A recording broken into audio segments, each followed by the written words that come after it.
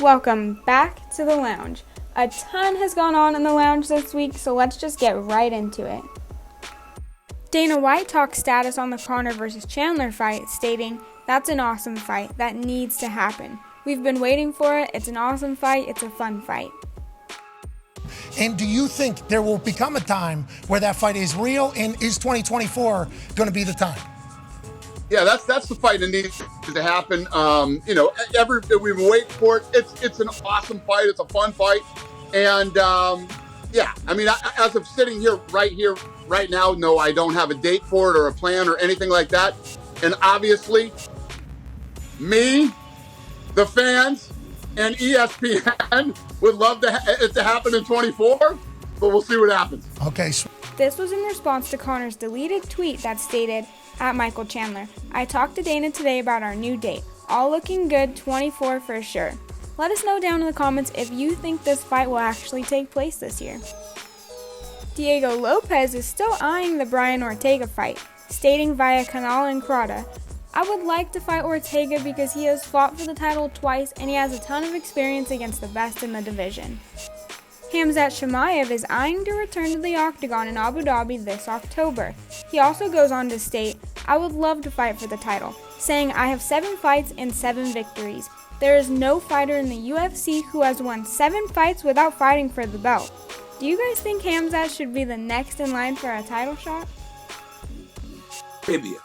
He said he's looking to come back in October.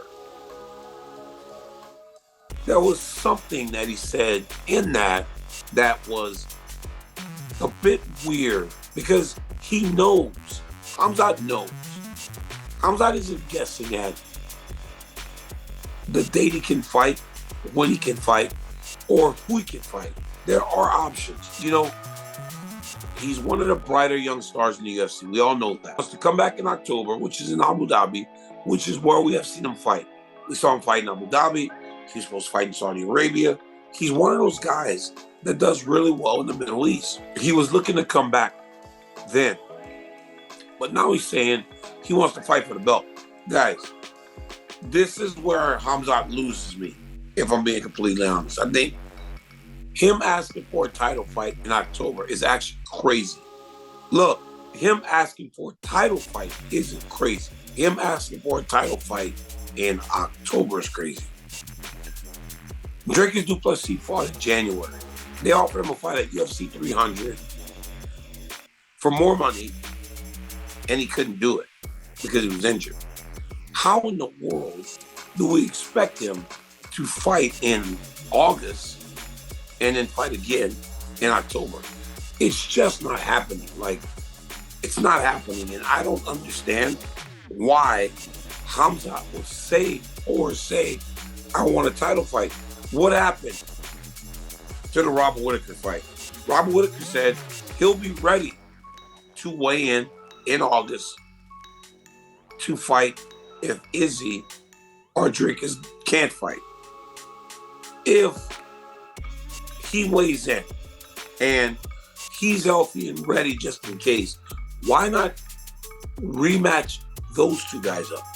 Because to me it feels like Khamzat will need one more fight to earn that middleweight championship opportunity. So putting him back in there with the guy he was supposed to fight already seems to make the most sense to me.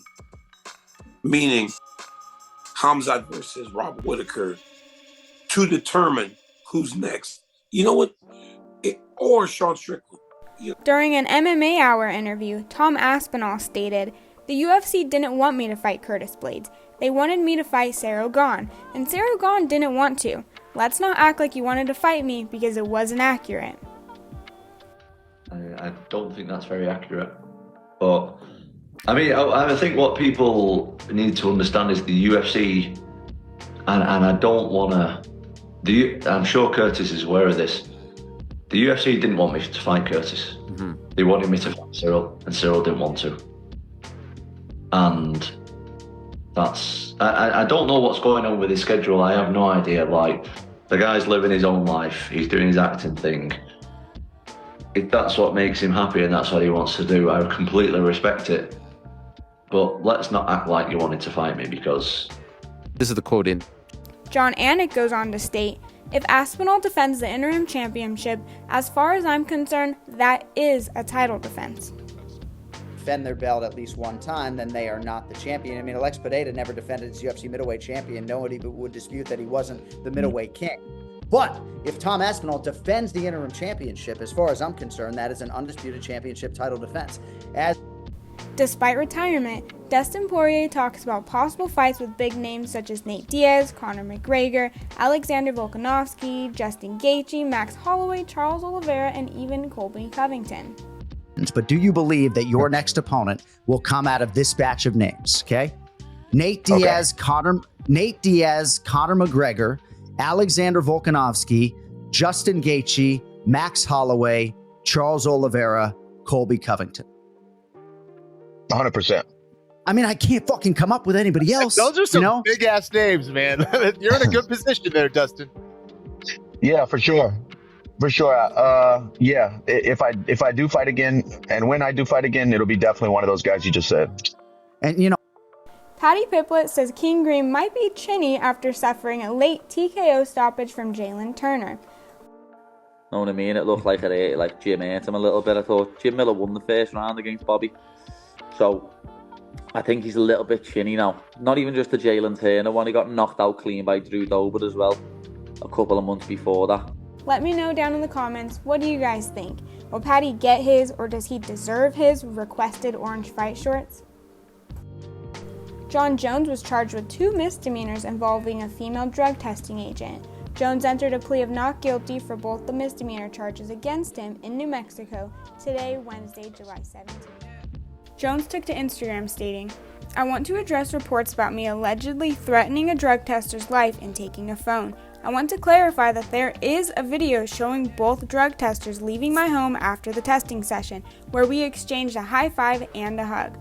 Although I was frustrated with the unprofessionalism and used profanity out of frustration, it ended friendly and amicably.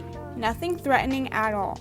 I was actually celebrating a friend's birthday party at my home, and I believe it's perfectly normal to celebrate in the comfort of my own home. I must say, this particular tester behaved quite unprofessionally, and even breached standard protocol along with HIPAA laws. Throughout my 20 years of being subjected to drug tests, I have never encountered such an incident with a DCO officer before.